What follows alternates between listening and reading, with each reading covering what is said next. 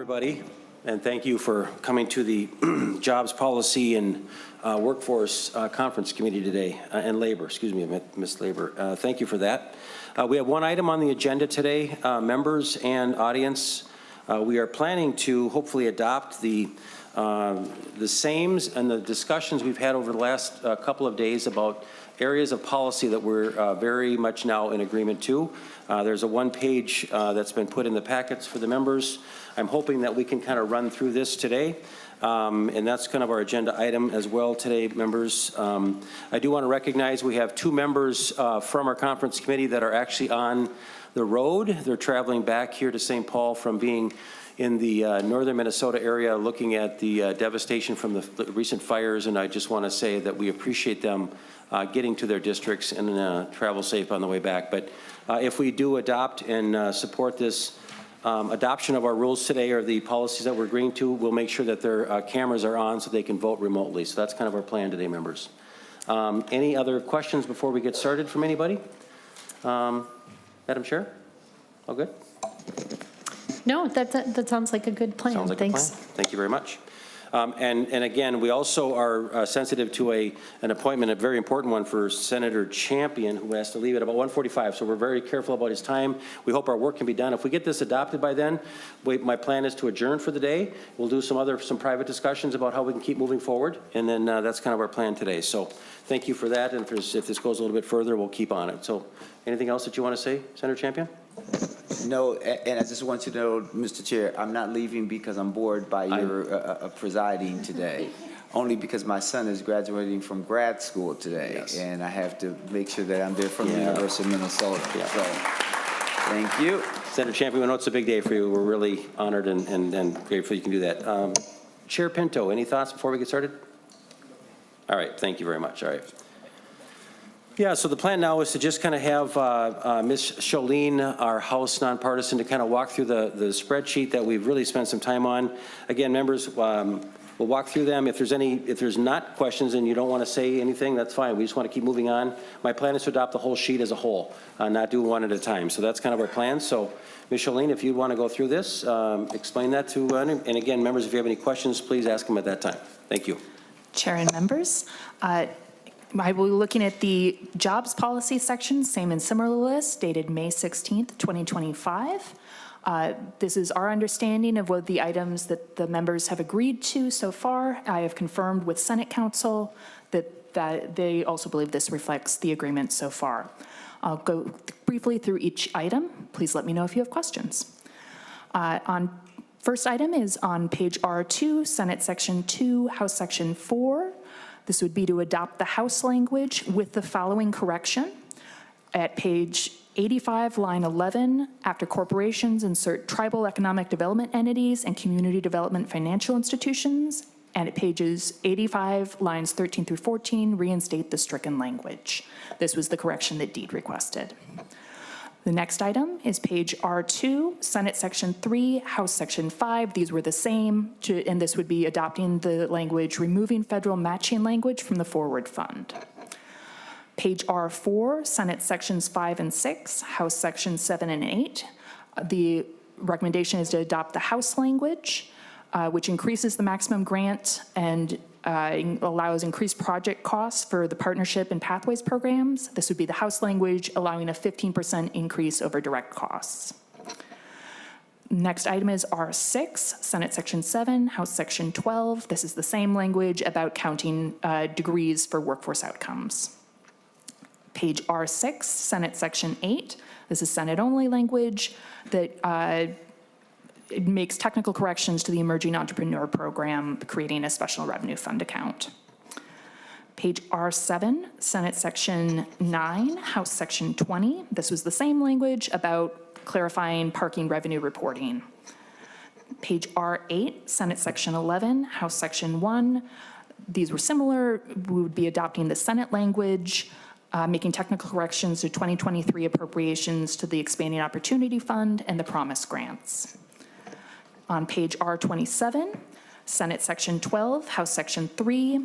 These were similar. We would be adopting the Senate language, again, extending availability of appropriations to the Minnesota Forward Fund. until fiscal year 2030. Next item is R29, Senate section, on the appropriation side-by-side, page R41, section 2, they had it. In the policy, it is R29, House section 2. They were similar. We would be adopting the House language that extends the 2023 appropriation to Ramsey County until the end of fiscal year 2027, along with the appropriation to Youth Prize and removing Kajog as a subgrantee. Next item, page R52, House Section 4. This is House-only language, keeping a 2023 appropriation to the City of Minneapolis available. Page R63, Senate Section 16. This was Senate-only language, renaming the Small Business Growth Acceleration Program the Made in Minnesota program. Page R64, Senate Section 21. This was House-only language, repealing 2 mandatory reports that we discussed yesterday. Page R64, Senate Sections 1 through 5 and House Sections 13 through 17. These were the same. They're about the updates to Explore Minnesota's mission language. Page R68, Senate Sections 1 through 6. This was Senate-only language, making administrative clarifications to the Promise Act programs. Next item is page R72, Senate Sections 2 through 3, House Sections 18 through 19. These were the same, about technical changes to blind vending descriptions. Finally, on page R77, Senate Section 1, House Section 1, this was the same language about the DLI Commissioner having enforcement ability for temporary restraining orders. And that was the same in both bills. Very good, Ms. Jolene. Thank you so much for that. Again, we might have a few other items to add to this that we've talked about, but I'd like to then just see, we have a clean version in front of us, and for those just kind of watching and observing this very technical stuff that you just kind of went through, we want to make sure that our bodies together, the Senate and the House, have exact language, so that's why this seems very kind of clunky, but we want to make sure that it's part of the policy bill that we get right. So for those members out there in the audience, just that's what we're kind of doing right now. So. Hearing and seeing no questions about what's been presented, I'd like to see maybe a motion, or just if I could, someone? Senator Champion. I move adoption of the provisions articulated by staff. I move adoption of them. Thank you. All right, Senator Champion, thank you. Any member final questions, thoughts? Chair Pinto? Chair McEwen? All right, all those in members, are we do a roll call or just a voice vote, I think? Voice is okay? Yeah. I think so. All those in favor signify by saying aye. Aye. Aye. Anyone opposed? Those are adopted. Thank you very much, members.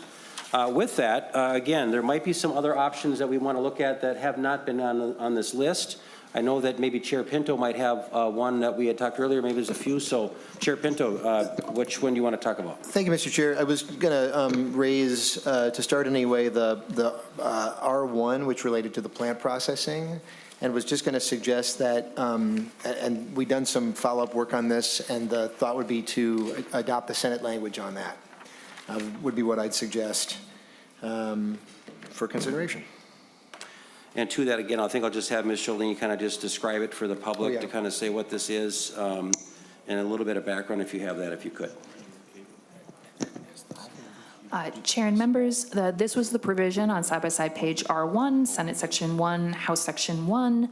It was very similar language about clarifying the Business Development Public Infrastructure Program currently allows agricultural projects, agricultural processing projects, but seems to limit it to only those involving livestock, thus cutting out crops, some ambiguity.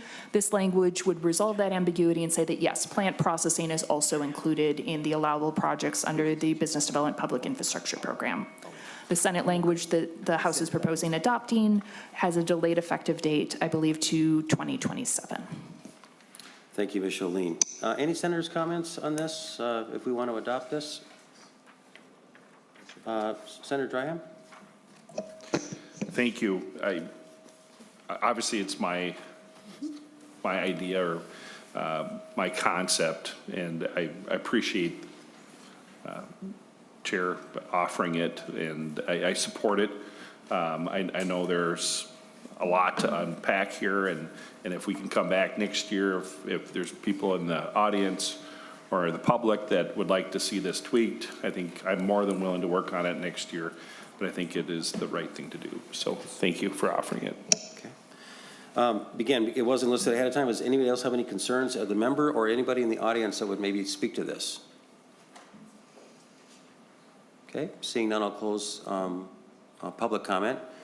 So was that a motion, Chair Pinto? I mean, again, we can just move ahead to adopt if that's what you are doing? Mr. Chair, I guess I would make the motion. I don't want to, if there's any hesitation, would not make the motion, but if folks are okay with that, I'm kind of seeing some nodding from my Senate colleagues. So then in that case, I would move adoption of the Senate language on R1.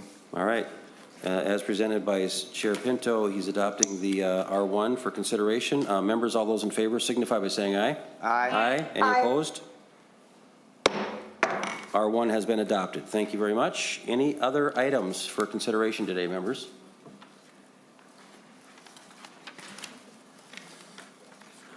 Do we have this one here? Mr. Chair. Thank you, Chair Baker.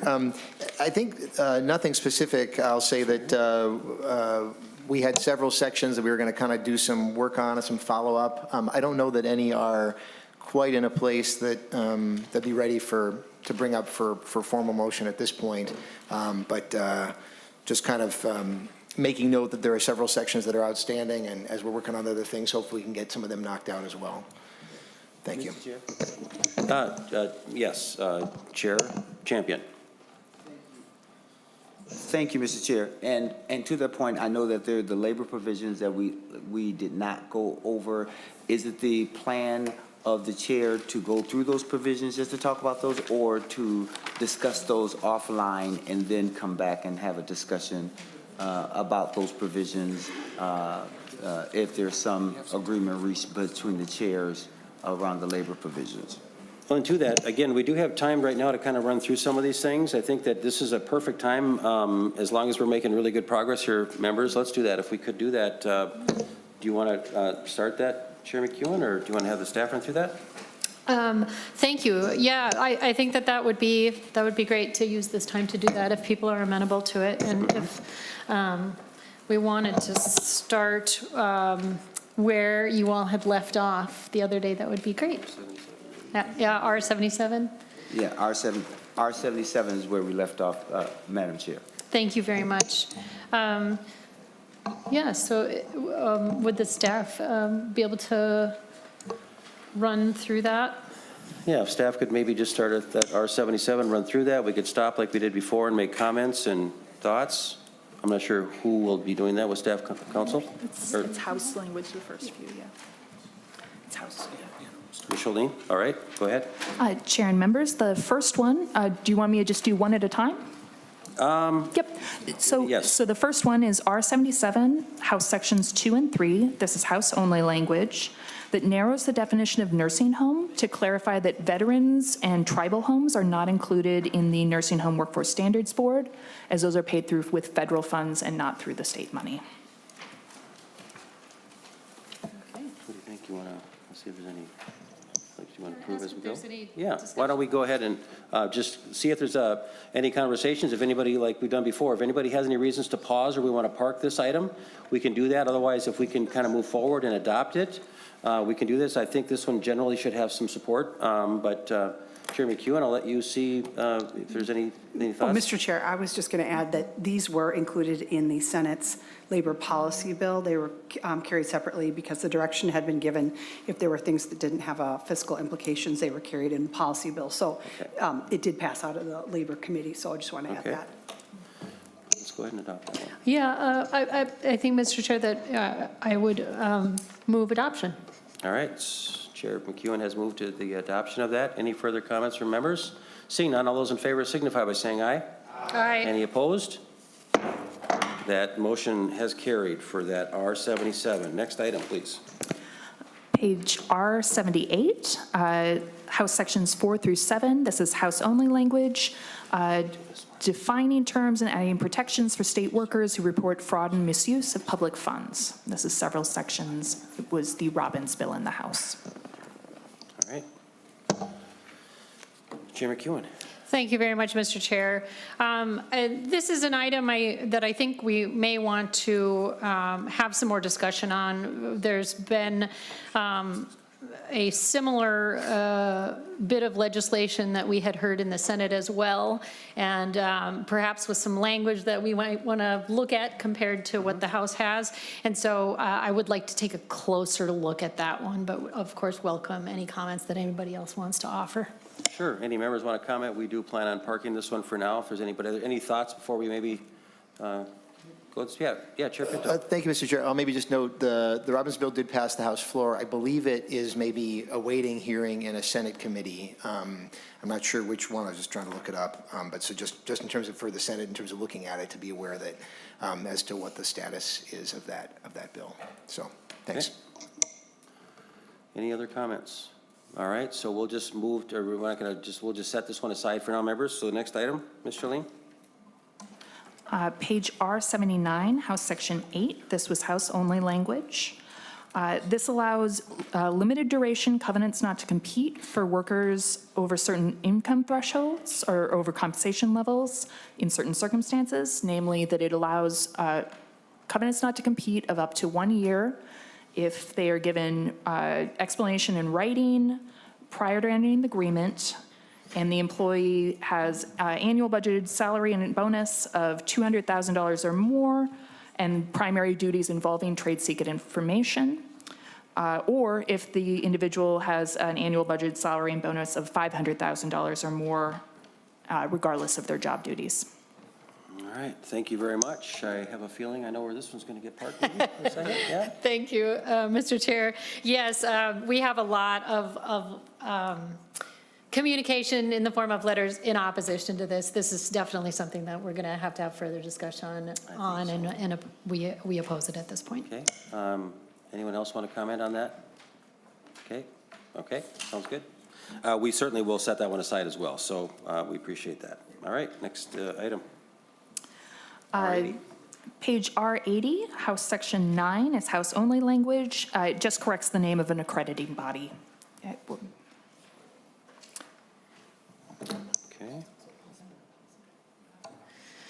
Thank you. This, Mr. Chair, and this was also in our policy bill, and this is something that we would agree to. I would move adoption of the change of the House language in R80.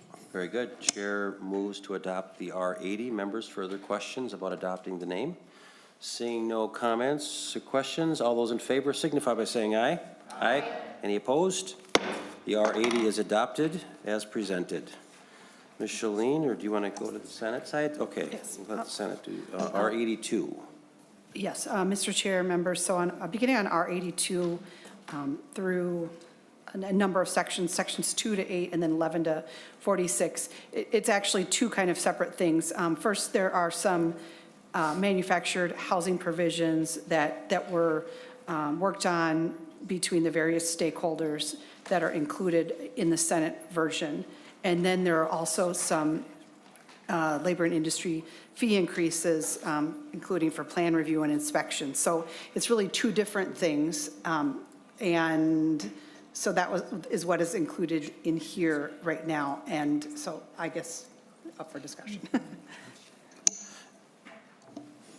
you like to have Department of Labor come up and explain this one?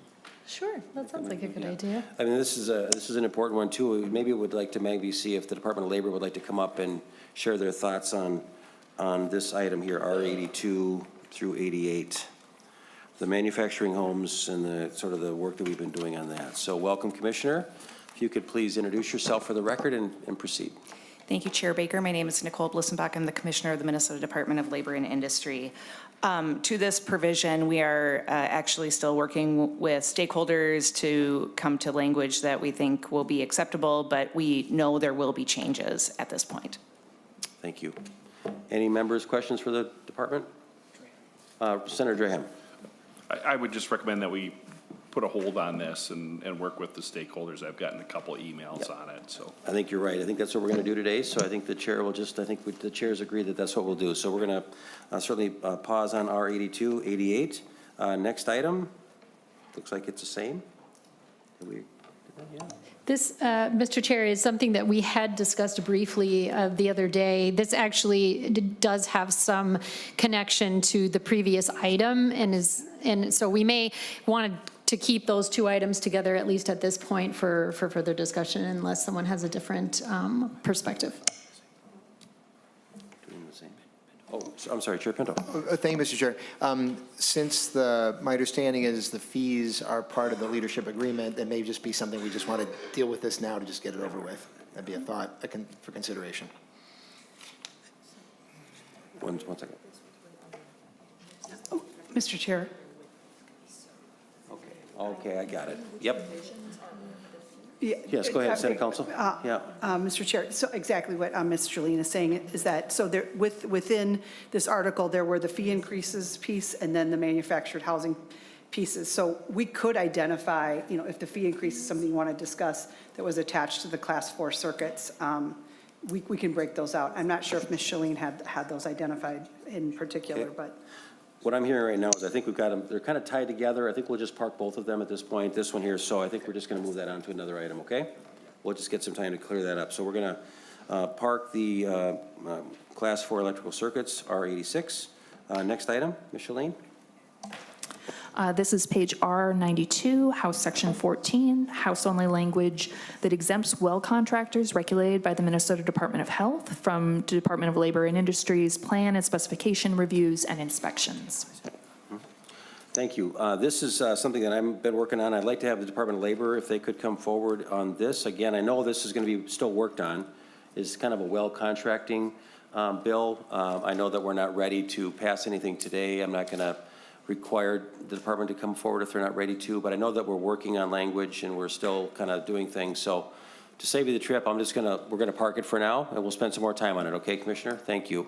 So members, we're gonna park this provision here for the well inspections.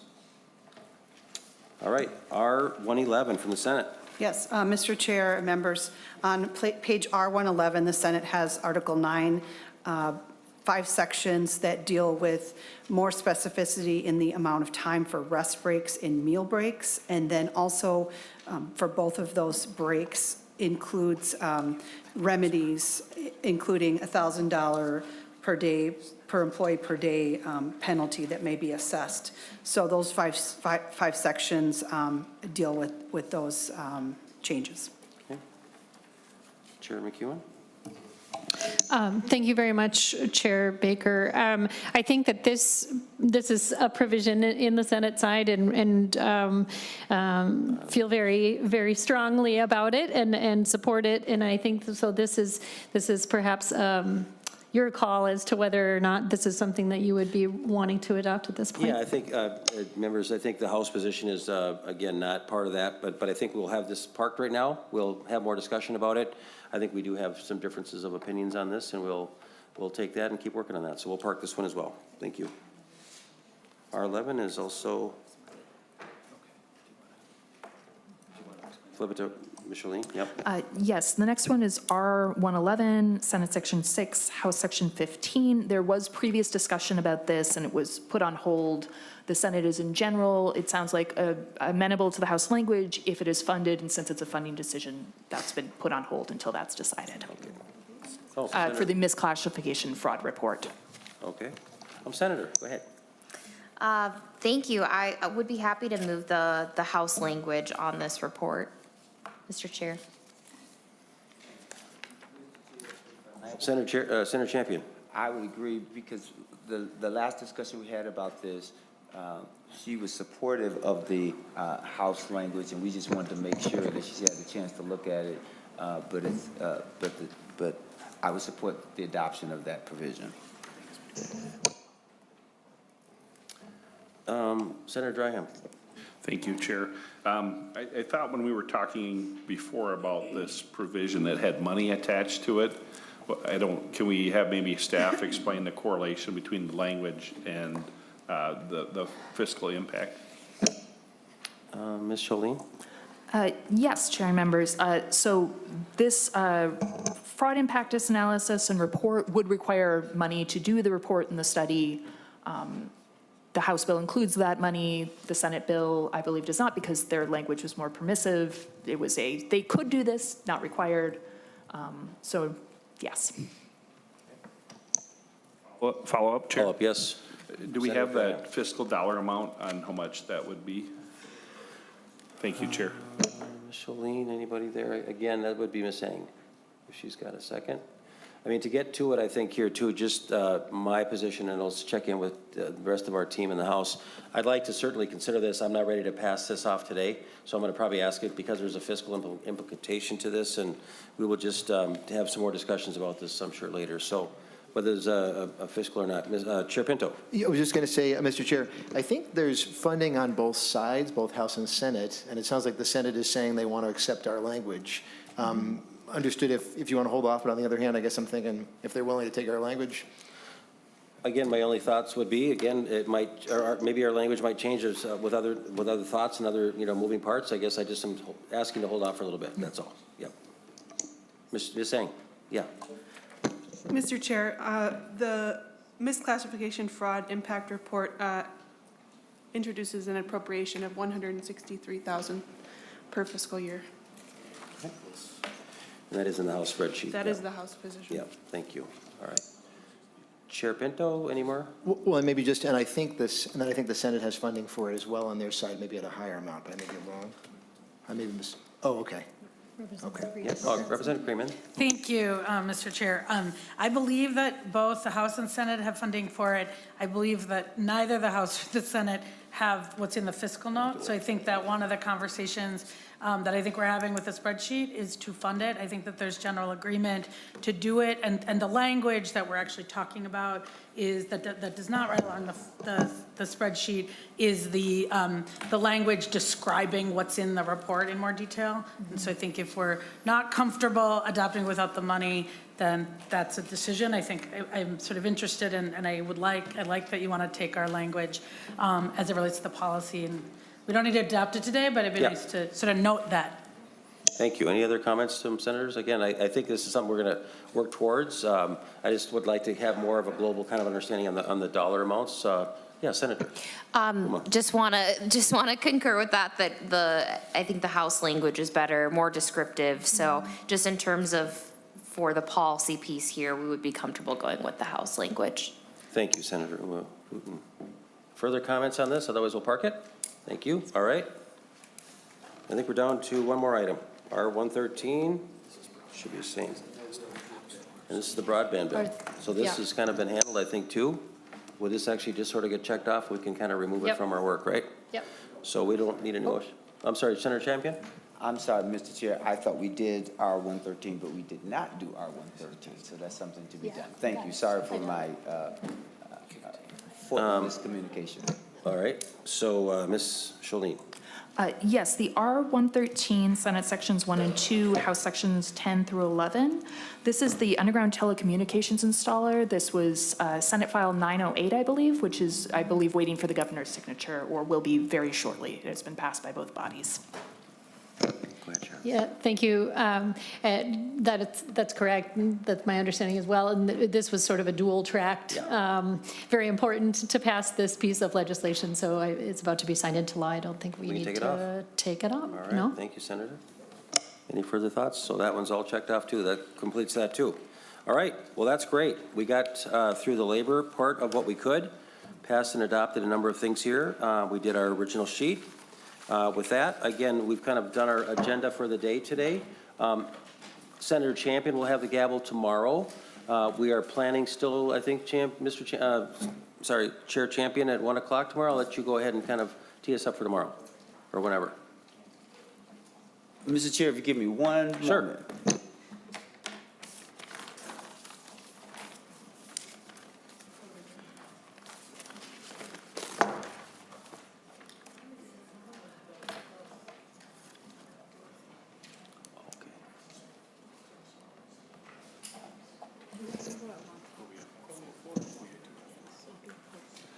Mr. Chair, thank you so much.